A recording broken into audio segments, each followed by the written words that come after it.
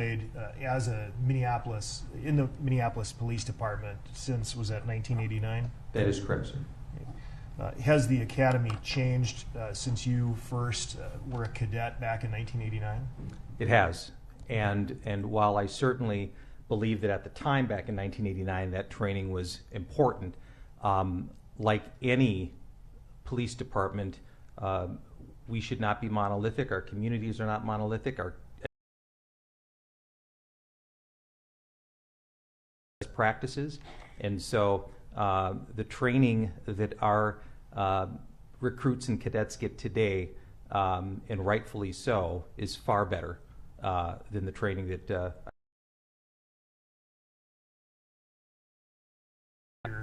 you also mentioned that you take post credits, is that right? Yes, that is correct. And post stands for Peace Officer? That is correct. What is the requirement for post training? How many courses are you required to take in a given period?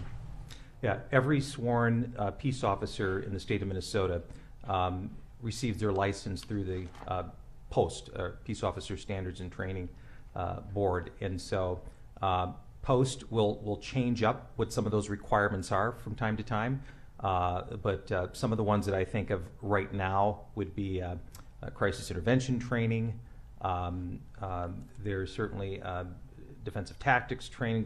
There's now a form of procedural justice training that is required, and so Minneapolis police officers receive that mandated training, but we're also very fortunate that we're able to receive additional training above and beyond what is required of the post board. And you personally participate in this training in order to maintain your post license? That is correct.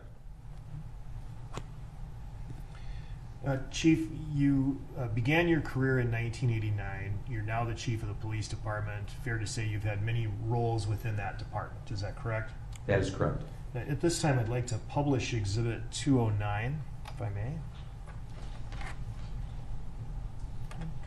And we'll leave that up, if we may, while you testify. What was the first position you held within the department after you completed your academy training? I was sworn in as a Minneapolis police officer. Now, we've heard that term sworn officer before. Can you please explain to the jury what that means?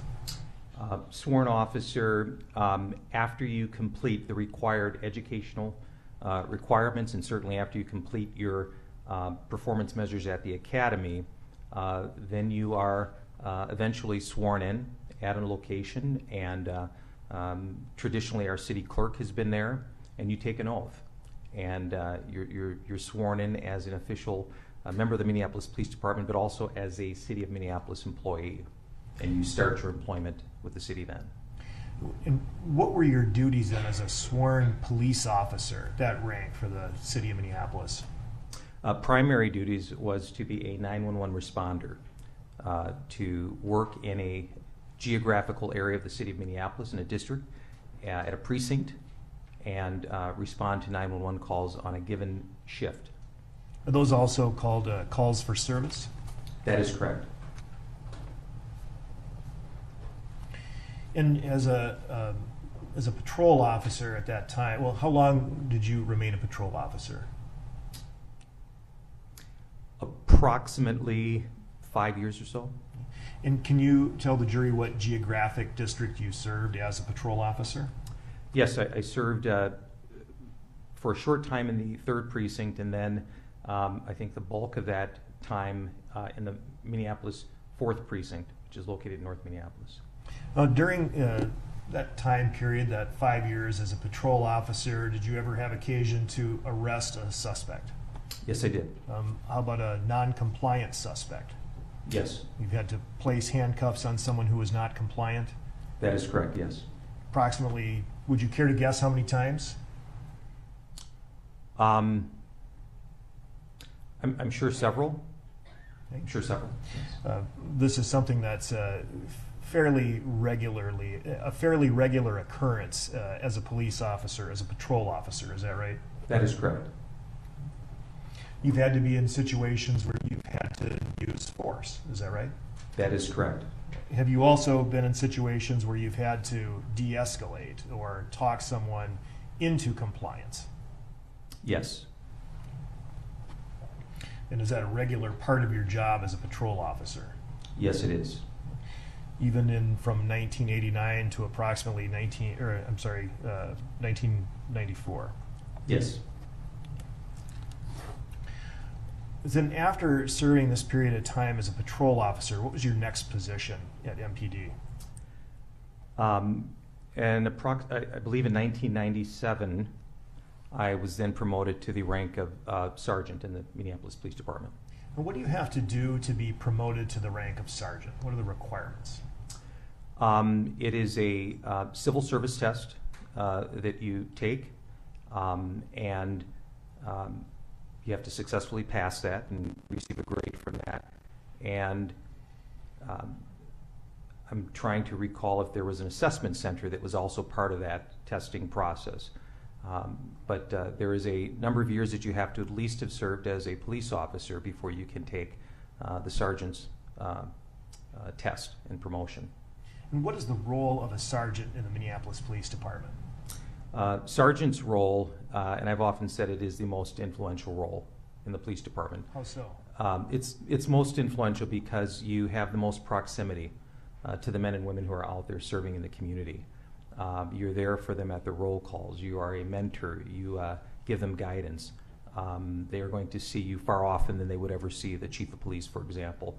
And you set the tone in the attitude. And so that's really a very significant role within the Minneapolis Police Department. That's a first-line supervisory position, correct? Yes, it is. And sergeants or people with that rank within MPD would serve in a variety of jobs or functions. Is that correct? That is correct. And how did you serve as a sergeant when you were first promoted? I served as a investigator with the property crimes unit at that time. How many people approximately did you supervise? At that time, I did not supervise any. I worked as a detective or investigator alongside other detectives. Okay. How long did you hold that position? Approximately 2 years. And after that? Served as a sergeant in our Minneapolis Police Department Internal Affairs Unit. Describe what a sergeant in internal affairs does. Sergeant Internal Affairs is responsible for investigating cases of misconduct involving Minneapolis Police Department employees, and fact-finding, preparing reports, and ultimately submitting those to their supervisor. Can those investigations include inappropriate uses of force or excessive force? Yes, they can. And have you ever evaluated an excessive force case in internal affairs context? I believe I have, yes. How long did you serve as a sergeant in internal affairs? I served in that position about 2 years as well. And then what did you do? Then I was promoted to the rank of lieutenant.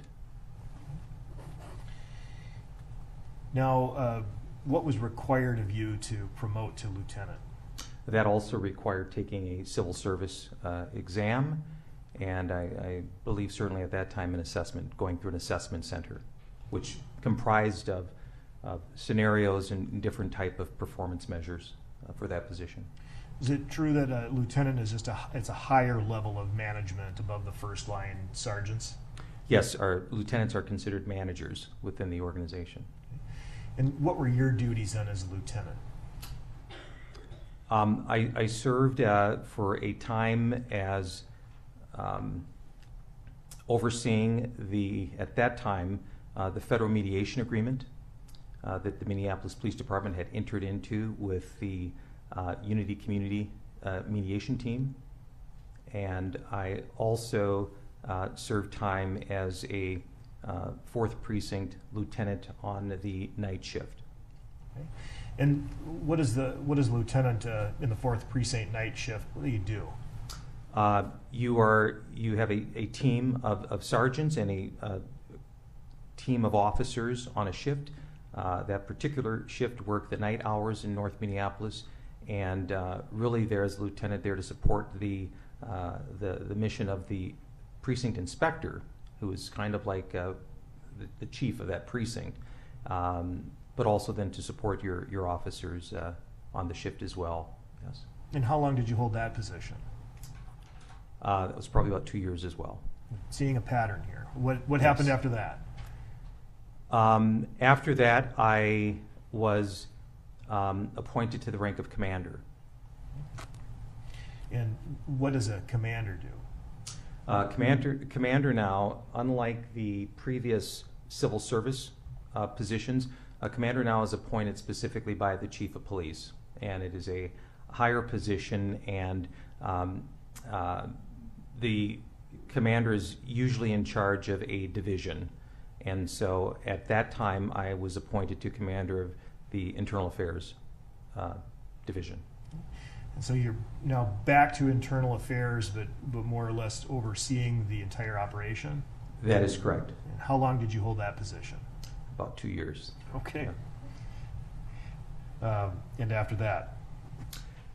Then I was appointed as the first precinct inspector, and so that was a position in charge of the downtown precinct or first precinct, and that was a patrol function, so that was mainly patrol-related functions, even though we do have great civilian teams who work on things such as crime prevention and others, but I was appointed to first precinct inspector. And what does the inspector do at that level? The inspector at that level is really driving the work of the precinct, monitoring and working on trying to reduce crime in that precinct, working with its stakeholders, its neighborhood associations, its business community, making sure that whether it's investigative or patrol in the precinct, that they have the resources and things that they need, interfacing with the city council members of that particular ward. And so that is really a lot of the work that a precinct inspector does. And does the precinct inspector then supervise, maybe not at the ground level, but is responsible for the supervision of all of the different positions underneath the inspector? That is correct. All right. And how long were you in that position? About 2 years. Yes. Okay. And after that? Then I was appointed to be deputy chief of staff. And what does a deputy chief do? Deputy chief at that time was a unique role in that I was really chief of staff for the chief of police, a lot of work helping to support our department initiatives, reaching out to elected officials, community stakeholders, boosting up programs, grants that the department had received, and really carrying out the mission of the chief of police. And from there? After about 2 years, I was appointed to assistant chief of the Minneapolis Police Department. And by whom were you appointed? Then it was former Chief Janae Harteau. And what did you do as the assistant chief? That was really overseeing the day-to-day operations of the Minneapolis Police Department, and again, also supporting the chief. And for approximately how long? That may have been a little shorter, about a year or so, I think. Yeah. You've broken the pattern. Yes. Yes. And now, of course, you're the chief of police. How were you selected, or who selected you to be the chief of police? Well, I served in an acting or an interim capacity then under Mayor Betsy Hodges, and then after that term ended, then Mayor Fry of the city of Minneapolis appointed me as chief of police. You may take that exhibit down. So you've had certainly, it seems, every rank available within the Minneapolis Police Department and a variety of roles. Is that right? That is correct. And as such, are you familiar generally with the day-to-day operations, I guess from the patrol level all the way up to the level you are now? That is correct. What I'd like you to do at this time is provide us with a little bit more information, sort of an overview of the Minneapolis Police Department and how it serves the city of Minneapolis. MPD's jurisdiction is within the geographic limits of Minneapolis, is that right? Yes. And what's the approximate geographic area that you have jurisdiction over? Well, to the north, we border Brooklyn Park, Brooklyn Center. To the south of Richfield, to our east, just right up against the River St. Paul, and to the west, Golden Valley. And so it's a pretty large area.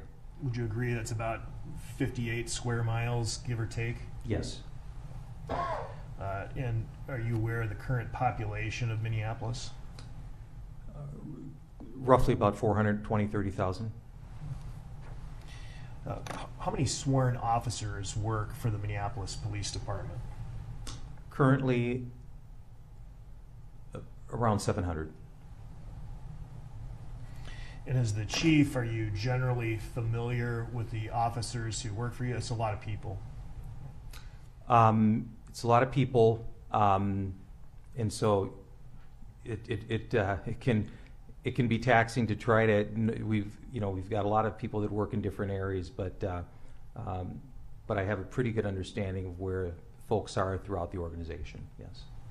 As we go on, I'll be asking you if you recognize some of the names of different people we may have met to this point. But at this time, up until May 26, 2020, an individual named Derek Chauvin was a Minneapolis police officer. Is that right? That is correct. And are you aware of who this person is? I am. Do you recognize this person in the courtroom today? I do. Would you please point to him and describe what he's wearing? Yes. Mr. Chauvin's right there. He appears to be wearing a navy blue suit with a light blue tie and white shirt. Thank you, Your Honor. May the record reflect that the witness has identified the defendant.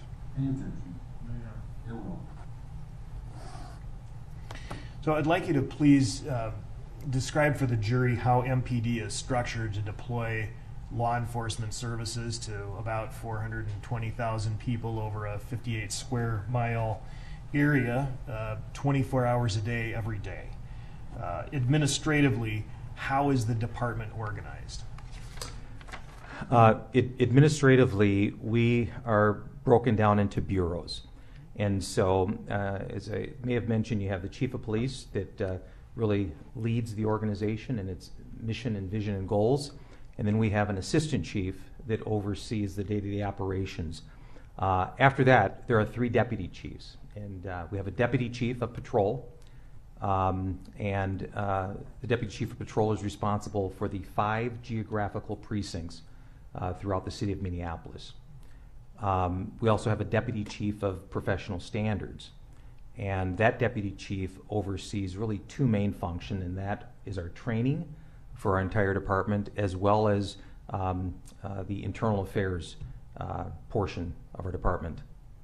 And then we have a deputy chief, the 3rd one, of investigations. So all of the employees who work, whether it's homicide unit, robbery, assault, that deputy chief oversees the investigations bureau. And we also have commanders who oversee these divisions. As I mentioned, they're above the civil service rank. They're appointed, and they serve in different divisions.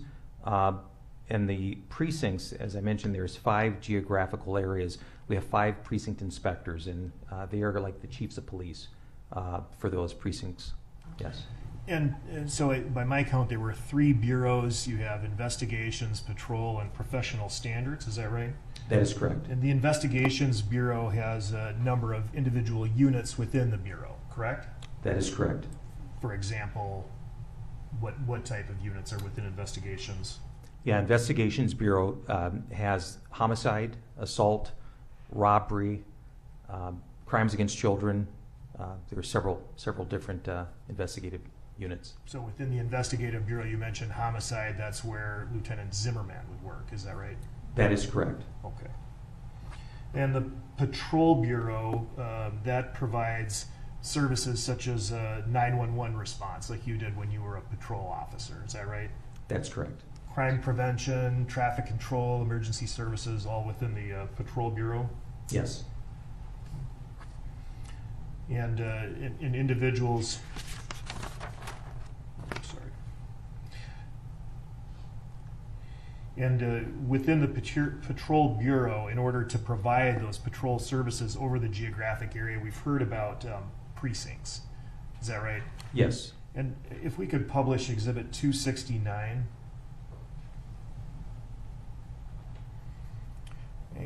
Looking at Exhibits 269, is this the geographic area of your jurisdiction? Yes, it is. And then can you just use 269 to describe the precincts and what they are and what purpose they serve? Yes, this exhibit outlines the 5 geographical precincts, and this also lets our community know which precinct, based on where they happen to live, which precinct their residence or business is a part of. And so you're able to see from this map here, Sector 1 or Precinct 1 kind of is in the center there, covers downtown, Cedar Riverside area.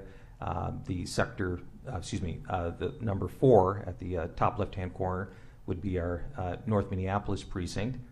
And then second precinct, number 2, covers southeast, northeast Minneapolis. And then 5th precinct covers southwest Minneapolis near the lakes area. And then the 3rd precinct covers our southeast Minneapolis area. And focusing specifically on the 3rd precinct, I see it's divided further into these sectors. Is that right? That is correct. And that's for the purposes of being able to deploy patrol services, correct? Yes. Within the various precincts, this is primarily a tool for dispersing patrol officers, correct? Yes. But there are also investigative functions within the precincts as well, correct? Yes. That would be specifically assigned to that precinct? Yes. Okay. But professional standards, that would cover all of the precincts. Is that right? Yes. Okay. If we could publish 268, I'd like to focus specifically on the 3rd precinct. Well, that's a little hard to see, but you can see the, that's much better. Thank you. You can see the different colors. It appears the sectors that we looked at in the previous exhibit are listed here. And if you take a look at Sector 1, that would be represented as 310 on the Exhibit 268. Is that right? Yes. And then Sector 2 would be Exhibit 320? Yes. All right. And we won't go through each of the sectors, but the purpose of these sectors, again, is to further distinguish different geographic areas within the 3rd precinct or any precinct, so we'd be able to have, say, dispatchers deploy law enforcement resources there. Is that right? That is correct. Dispatchers like Jenna Scurry, for example, could send a car to a particular location based on the different sectors that are within this precinct map. Is that right? That is correct, yes. And a Professional Standards Bureau, you can take that down, please. The Professional Standards Bureau, what does a Professional Standards Bureau do? One of the functions is training.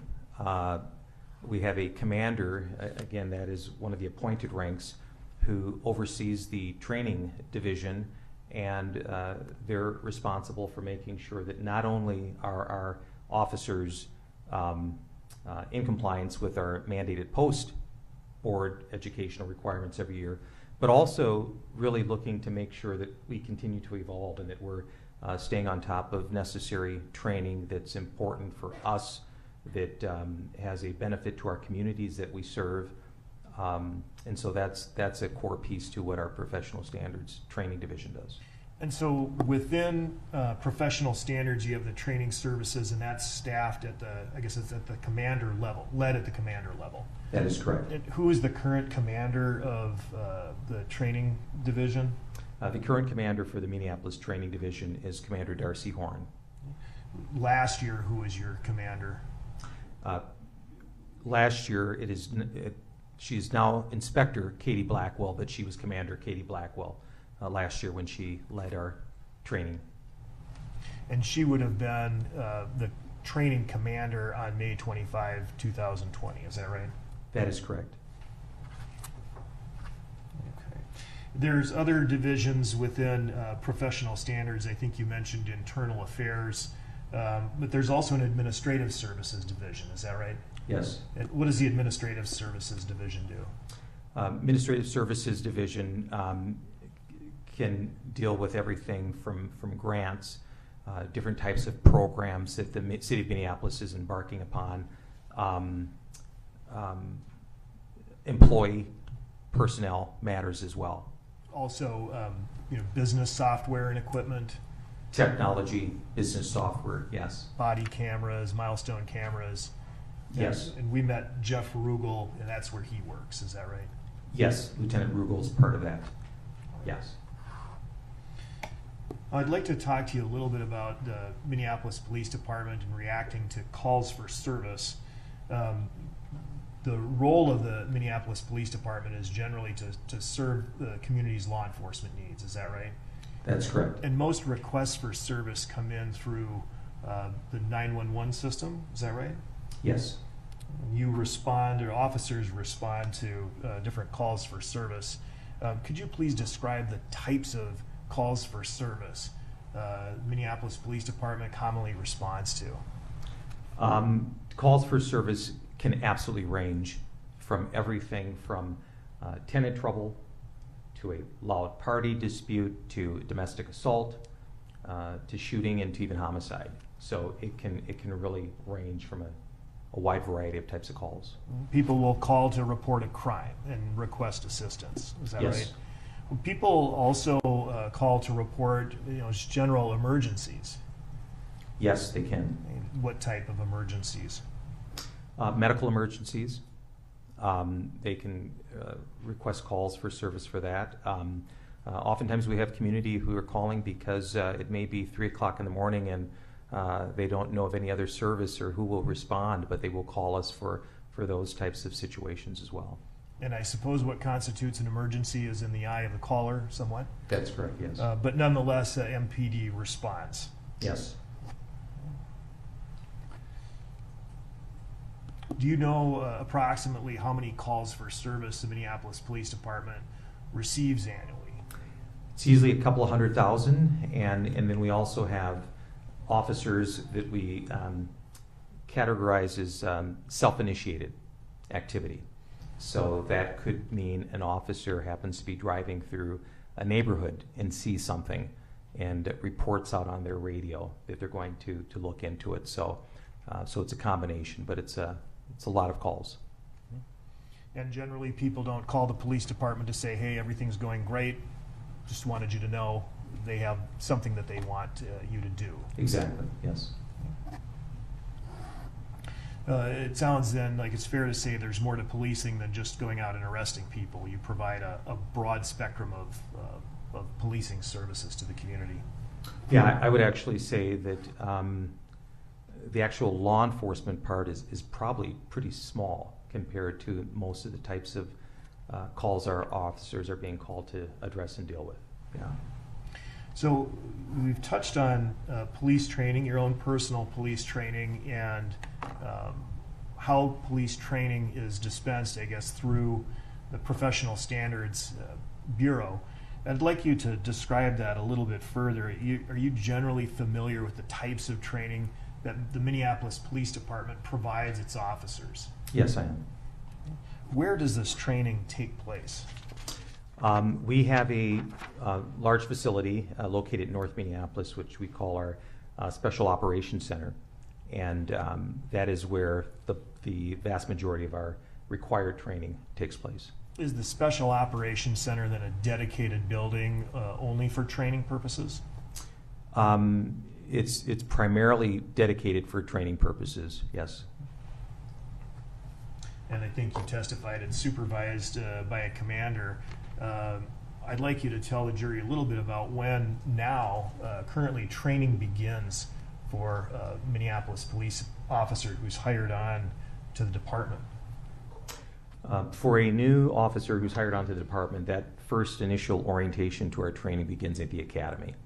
And that again is overseen by the commander of the training unit. And we actually have a class currently in place now at the academy, at the SOC. And so that first initial indoctrination to our academy occurs during that first part of the training at the academy. Fair to say that the training that's provided to Minneapolis police officers is can be generally divided into two categories: pre-service training and post-service training. Is that right? Yes. And the pre-service training would include the academy that you just talked about. Is that right? That is correct. And then post-service training is the continuing education that you testified about previously. Is that right? Yes. So let's again focus on the academy training. How many cadets do you generally have at a given time per class? Well, it's usually been a mixture of recruit classes and a cadet class. I would say that we average in terms of recruit class numbers around 30. Cadets might be 20 to 25. So now I'm going to ask you to just define some terms a little and explain to the jury the difference between a recruit and a cadet. Recruits are typically individuals who've already been laser focused on a career. Being a Minneapolis police officer is what I wanted to do. They typically have already at least their 2-year criminal justice or law enforcement degree. Most have completed their required skills training. Cadet was really created to capture diversity of candidates.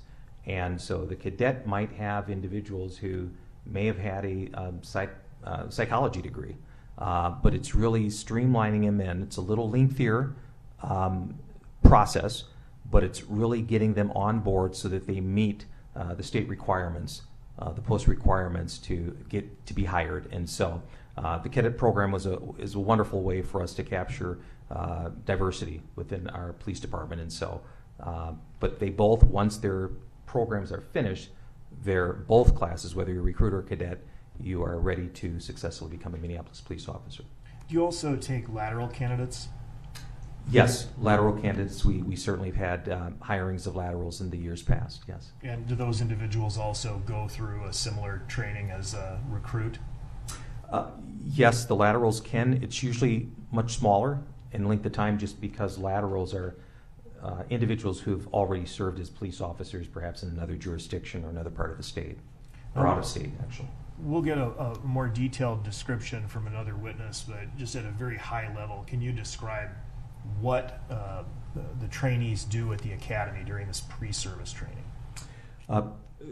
Trainees at the academy during pre-service, it's their first indoctrination into this world of being a police officer. So they're being taught about city and statutory laws. They're being trained on procedural justice and critical thinking, defensive tactics. They're having community members come in and speak to them about different aspects, whether it relates to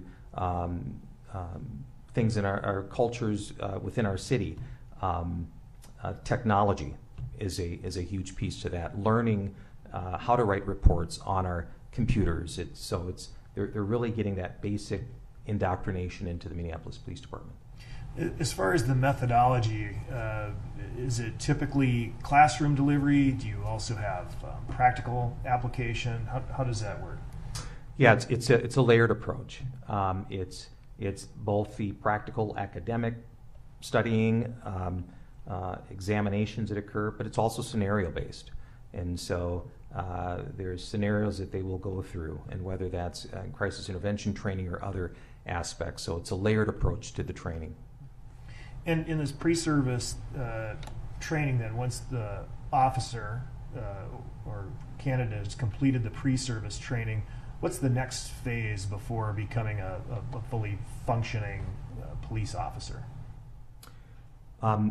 Once they complete that training, they're making sure, obviously, that they've met the requirement for the licensure for the Minnesota Post Board, and then ultimately they're going to get sworn in and hired on as Minneapolis police officers. Are you familiar with a program called the Field Training Program, or FTO? Yes, I am. Is that part of the pre-service training? That would be, yes. Can you just give us a general description of what the FTO, or Field Training Program, is? The Minneapolis Field Training Officer Program is really, once the recruit has gone through that series of pre-service training, it's now teaming them up with a mentor, basically. And they're being gauged and judged on certain performance measures. And it takes course over a period of several months, usually about 5 months. And they're given instruction. They're seeing how well they are able to handle certain types of situations, calls. And they're also having feedback, not only from their FTO, but they're also having conversations with the supervisors in the training bureau and seeing how they're doing. They're assessing their progression. In the event a candidate is not progressing, they're making sure that there's support mechanisms for that. Where do they need extra help? And yes, at times, we have candidates that don't successfully complete it. And so, but that's really getting them to the point where they can ultimately be really on their own and be able to function on their own as a sworn Minneapolis police officer. Okay. And so once they've completed the field training program, and I think, as you know, per your testimony thus far, the training doesn't stop there. You have post requirements that you have to fulfill every year in your post-service training. Is that right? That is correct. And is that delivered through a series of in-service trainings that occur at the same training facility you mentioned? Yes. Is that training optional? Can an officer go somewhere else to get their post credits and skip the in-service, or is that training required? That training is required annually. Do you have to take it? Yes, I do. What type of training is provided in the post-service training? Some of the training that is provided in the annual training can be critical incident training, CIT training. CIT is crisis intervention training? Crisis intervention training, thank you. Yes, crisis intervention training, defensive tactics, basic CPR or first aid. Those are some of the types of training that is required annually. Yeah. Even though they've already ostensibly been trained on all of these things before, you're still doing the same training annually? That is correct. Why is that? A lot of that is just to reemphasize the importance of the training itself, muscle memory, because all of our department members are being taught the same thing. We may have officers that are working in a patrol capacity 1 year, and the next year they may be in investigations, but they may be called to assist upon. And so it's making sure that all of us have that basic, necessary, core fundamental training to better help serve our communities. So if you could give the jury kind of an idea of the amount of time that is spent training your officers. It's a lot. We put a lot of time, energy, and resources into our training. I believe last year, the Minneapolis Police Department, in terms of our mandatory in-service training and leadership training, we probably spent about $8.5 million. In our pre-service and in-service training, that was probably about $4.5 million. So training is absolutely vitally essential to us as a department. And officers are paid while they're being trained, is that correct? Yes, they are.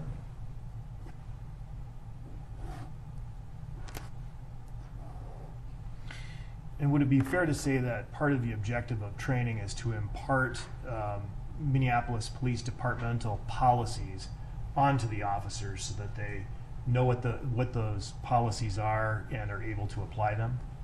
Yes, it's important through training that we're reemphasizing not only our policies, but really our values as a police department, and what our community expects of us. It's to help our officers, and it's also to help our communities at the same time. As a former patrol officer who's used force, put handcuffs on people, I mean, you understand the reality of what policing is like when you're actually on duty. Is that right? That is correct. You also testified that you've participated and continue to participate in the training that's been provided by MPD and has continued to be provided. Is that right? Yes, that is correct. Is this training practical and useful? Yes, it is. Why do you say that? Our officers are being called, particularly patrol officers, are being called to, again, respond in a way to our community's needs. And it's hundreds of thousands of calls that they respond to. And, we are a very interesting profession in that to some professions, your body of work matters. And to an extent, within the Minneapolis Police Department, our body of work matters, but it's more internally. But to our communities, for the most part, your body of work doesn't hold as much value. We don't have the luxury of being able to go up to a community member for the first time and say, those 99 calls I was on before went really well. Trust me on this one. We don't have the luxury of doing that. Our communities are going, no, what have you done for me lately?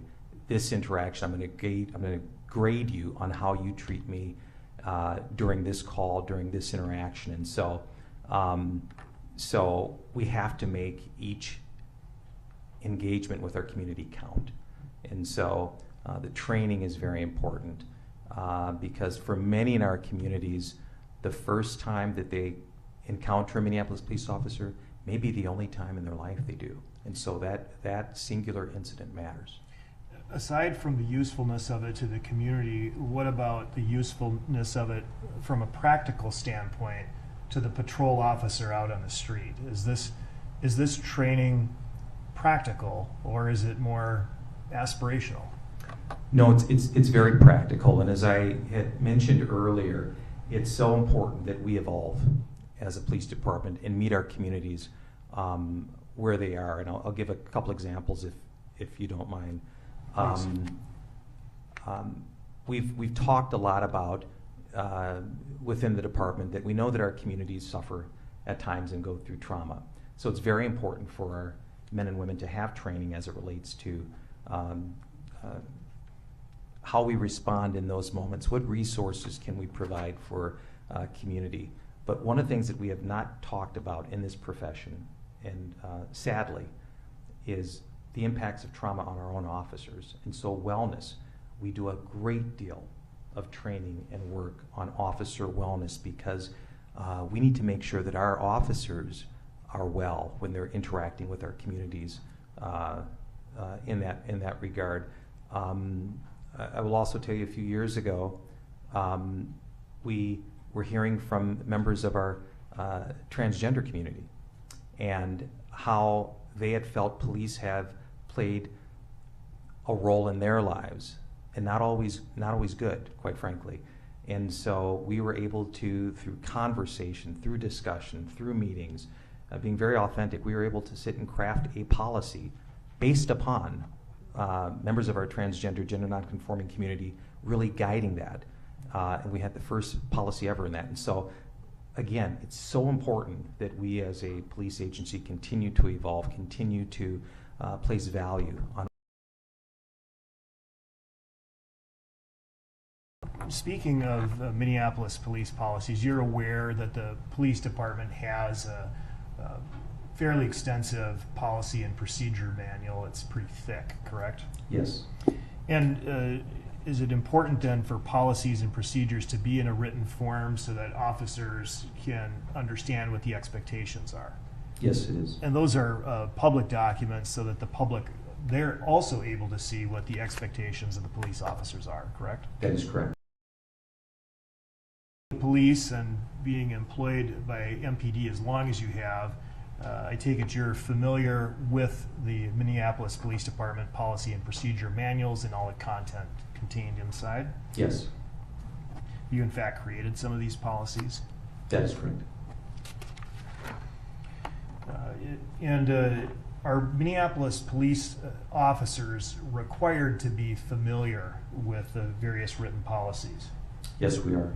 And there's a policy requiring them to be familiar with the policies, correct? Yes, that is correct. All right. So if you would please publish Exhibit 207.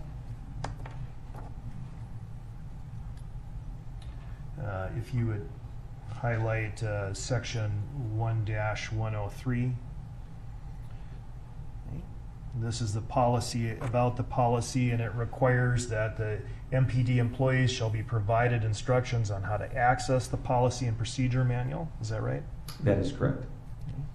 And they're accountable for knowing how and where to access, and for knowing the contents of the manual. Is that right? That is correct. And they're also required to sign a receipt acknowledging their responsibility for knowing the contents of the manual, correct?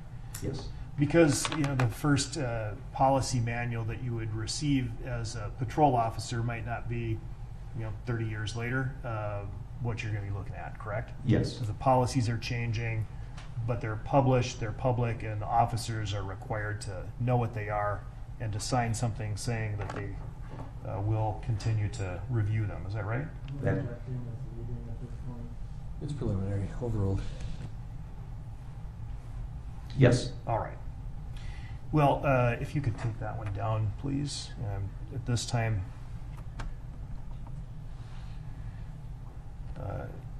asked to just display to the witness Exhibit 274 for identification.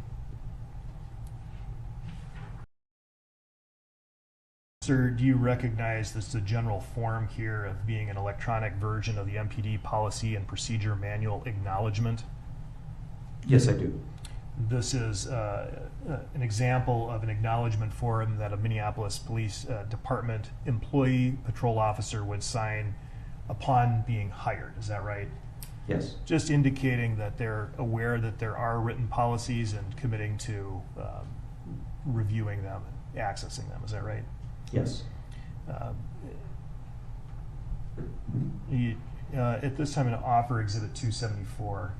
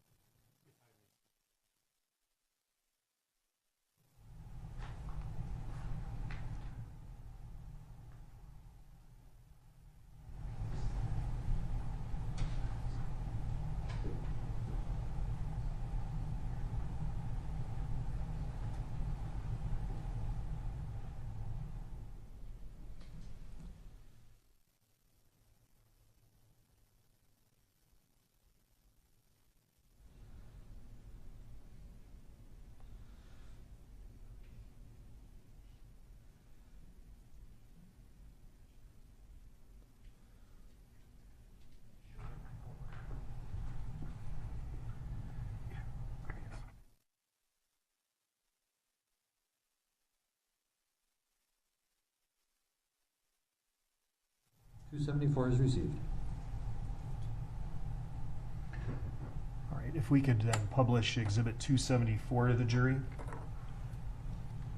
And you see this is, again, one of the forms that was signed by a particular officer upon hire. And if you could please highlight the name. And that's signed by Derek Chauvin, I'm so sorry, Derek Chauvin, badge 1087, December 28, 2001. Is that correct? Yes.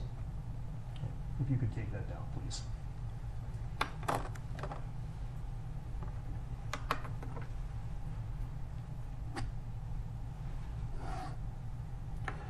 Minneapolis Police Department has a code of ethics, is that right?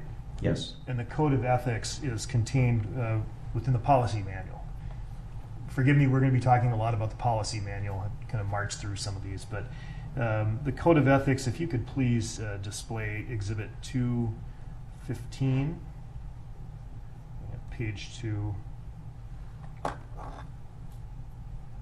and if you could highlight 5-10201.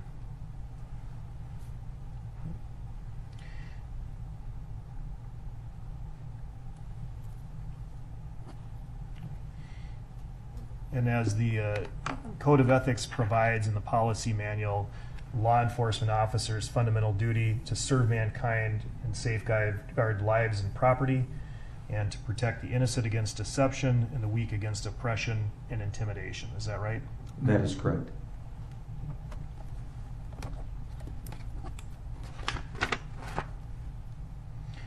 And if you could take that down, Minneapolis Police Department also has a professional policing policy, is that right? Yes. At a high level, can you describe what professional policing means in this context?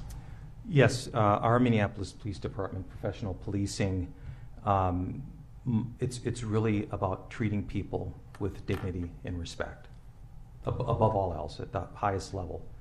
It's that we see each other as necessary, we value one another, and it's really treating people with the dignity and respect they deserve.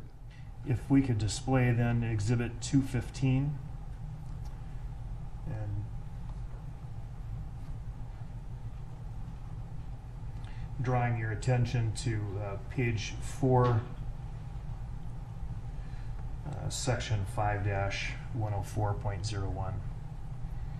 Sir, is this the professional policing policy?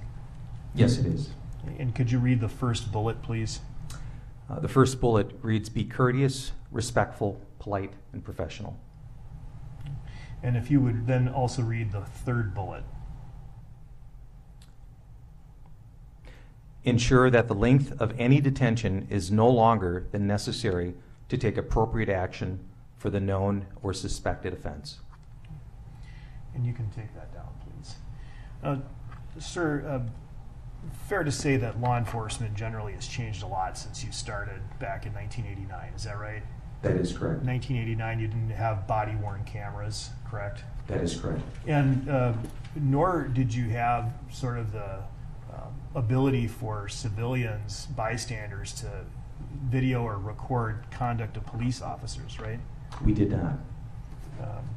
Because we didn't have smartphones. That's true. And now we do. Yes. And as you indicated, the policies and culture of the police department has to change with the times, is that right? Yes. And so in terms of understanding that sometimes bystanders do use their smartphones to take video images of police officers, has the Minneapolis Police Department imparted any training or officers for people recording them? Yes, we have. We've imparted policy that really is informing officers that individuals, under their First Amendment rights, they have the absolute First Amendment right to record through cell phone video or other types of video officers interacting or engaging with a community member, with the exception that they cannot obstruct the activity of the officers, but they absolutely have the right, barring that, to record us performing our duties. And what does obstruct mean in this context? Obstruct would mean interfering, doing something where you are physically placing yourself in a position where you're no longer, or you're prohibiting the officers for carrying out their lawful duties. But barring that, individuals have the right to record our engagement with our community. Well, Chief, you'd have to acknowledge that a patrol officer may find it irritating to have a civilian recording their activities. True? Very true. Is that obstruction? It is not. At this time, I'd like to display to the witness only Exhibit 273. And if I may step away for a moment.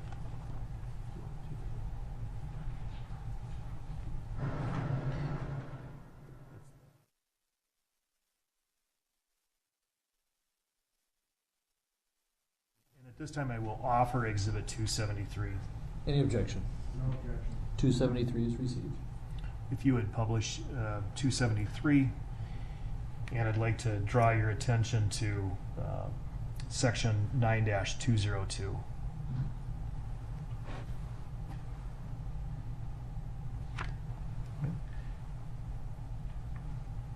And again, this is the public recording of police activities. providing employees guidance with dealing with members of the public, recording them. Is that right? Yes, it is. And generally, this informs officers that unless you're being obstructed, people get to record you, Yes, even if you don't like it. that is correct. And how long has this been policy of MPD? Since May of 2016. All right. Thank you. You can take that down. Sir, are you familiar with the concept of de-escalation? Yes. What is de-escalation? De-escalation is providing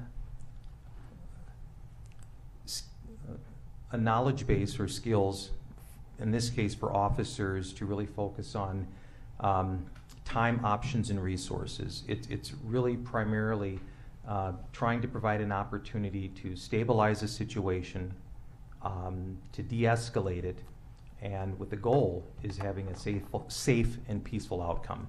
And so there's tools associated with that, but that's really the goal of de-escalation: time, options, and resources, so that we can stabilize a situation peacefully and safely. When you think of de-escalation, are you thinking of it as the sort of the opposite of using force, or is it a part of using force? We teach it as both. And when you started with the department back in 1989, was there an emphasis on de-escalation? It was not mentioned.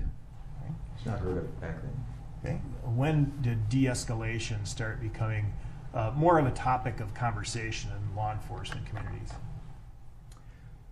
I think that right around late 90s, 2000, I think that when we were, when there was attention, not only in Minneapolis, but in departments across the country, and incidents particularly involving police encounters with those who were suffering from mental illness, we really started to see a lot of work on that. Here locally, the Barbara Schneider Foundation, there was a very tragic incident in Minneapolis many years ago that involved the death of a community member. But when we started, that was really what kind of culminated for our department, de-escalation. And even when you heard departments starting to talk about other tools like tasers, all of these types of things, it was around that time frame that I think our department really started getting a lot more education, awareness, and training as it relates to de-escalation. What about just, even if you weren't taught de-escalation formally when you started back in 1989, as a practical matter in practice, is that something that's been employed by experienced police officers for a long time now? Yes, yes it has. What about in your own experience when you were on patrol? Did you use de-escalation techniques? Yes, quite a bit. Yes. And did you find them to be effective, a way to maybe talk somebody down from a situation rather than needing to use force? Yes, and with the primary goal is that you want to keep yourself safe as an officer, and you also want to keep the community safe. And so a lot of it hinged on communication and listening and verbal skills. And so if you could talk your way out of a situation to de-escalate where it didn't have to result in physical force, those were things you certainly utilized, and you were always in a better position to look upon someone that you worked with who had that skill set to do that. But if you can't talk somebody out of the situation, if you can't de-escalate, you can't, right? And you have to then use a different method. That is true. Okay. And so it really comes to what's reasonable at the time. Is that right? Yes. Does Minneapolis Police Department currently have a de-escalation policy? We do. And at this time, if I can display Exhibit 219.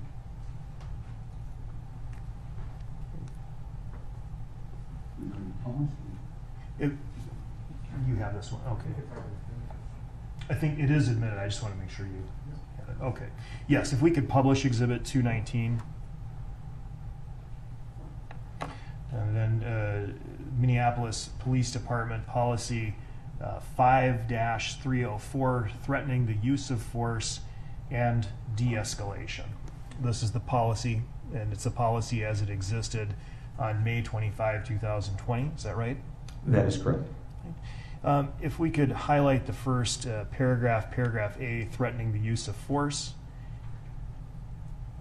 Okay. And I'd like you, sir, to please just read into the record the paragraph that you see here. All the way up until, I guess, the first sentence. We'll make you read the whole thing. As an alternative and/or the precursor to the actual use of force, MPD officers shall consider verbally announcing their intent to use force, including displaying an authorized weapon as a threat of force when reasonable under the circumstances. And I guess, is it an either-or alternative? Is it like you either de-escalate or use force, and once you start using force, you just give up on de-escalation? The goal is to resolve the situation as safely as possible. So you want to always have de-escalation layered into those actions of using force. And if you could take that down and highlight paragraph B, de-escalation.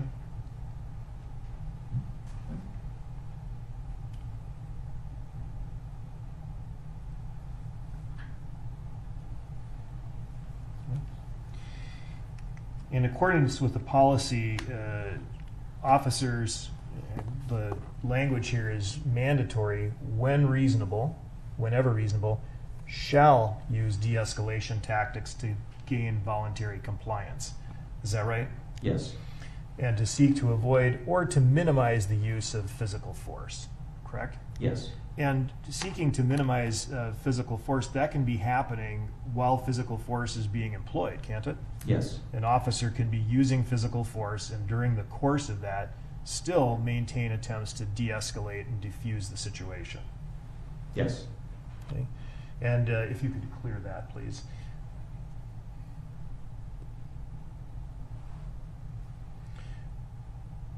And as part of a de-escalation, the policy indicates the officers are supposed to do what?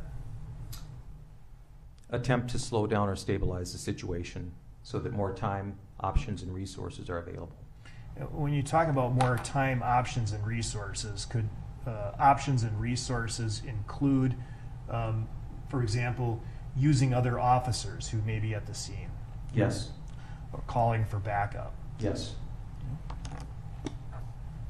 Actually, it can also include seeking community's help in a situation as well. And in employing de-escalation techniques, in accordance with the policy, the officer is required to consider a number of factors regarding the subject. Is that right? Yes. And we're assuming here that the subject is non-compliant. You run into people who, maybe don't want to comply with police officers, but you can also run into people who just, for some reason, are unable to do so at that moment. Is that right? Yes. And officers are required to consider, if you could highlight B and the bullets that come underneath.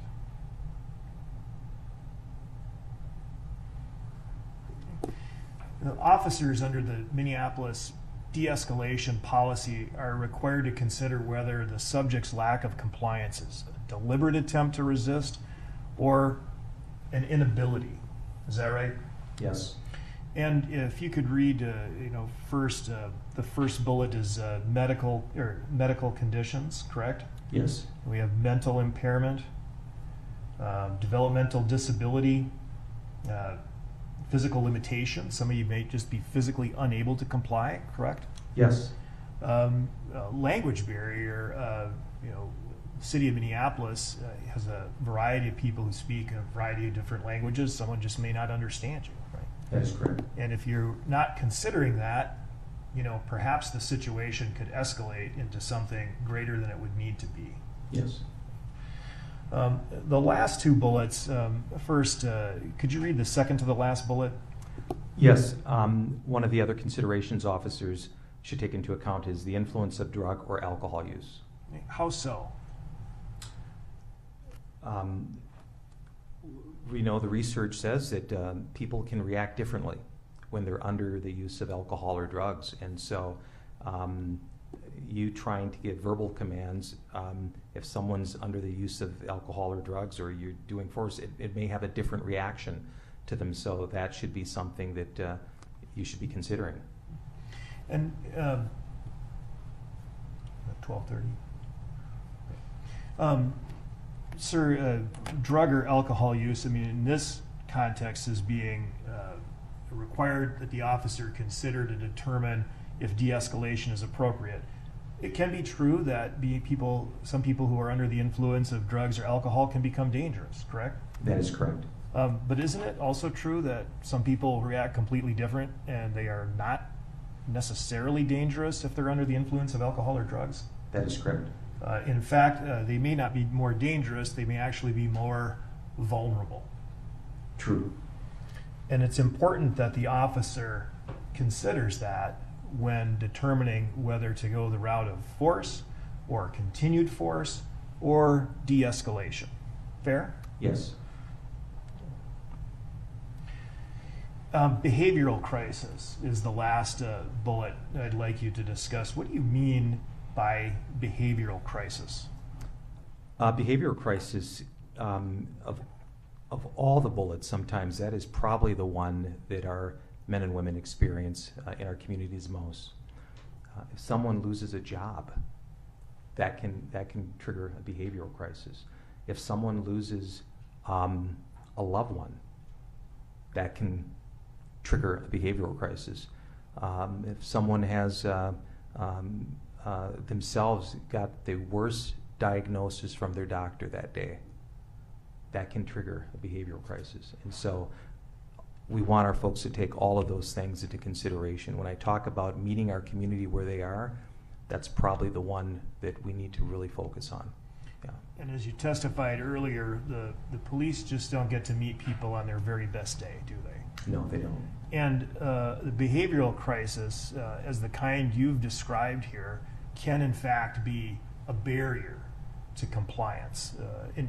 Would cause an inability to comply, even if not, an intentional inability to comply. That's fair. Let's go to list, Yeah. please. Yeah. Thank you. And so the purpose of the listing a behavioral crisis as a point of consideration for a law enforcement officer is what?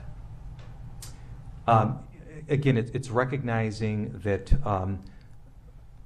when we get the call from our communities, it may not often be their best day, and they may be experiencing something that is very traumatic. But we're going to respond, but we have to take that into consideration because, as I mentioned again, we may be the first and last time they have an interaction with a Minneapolis police officer, and so we have to make it count. It matters. Would this be a good time to stop before I go into the next line? I'm sorry, I was trying to push it to the time limit. So. All right, members of the jury will take our lunch break, come back at 1:30. Chief, you may step down for that.